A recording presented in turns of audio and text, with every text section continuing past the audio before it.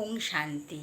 আমি বিকে লক্ষ্মী মজুমদার আজ আপনাদের কাছে আরও একটি নতুন কবিতা পড়ে শোনাতে যাচ্ছি।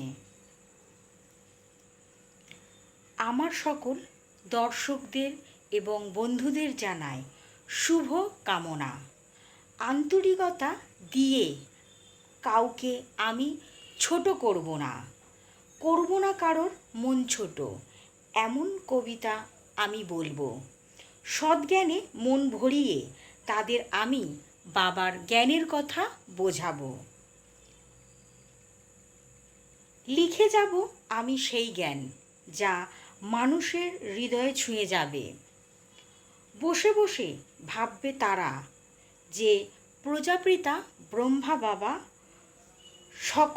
সবাইকার তিনি বাবা যে। আমি যে সব চিনি আমার ব্রহ্মা বাবাকে।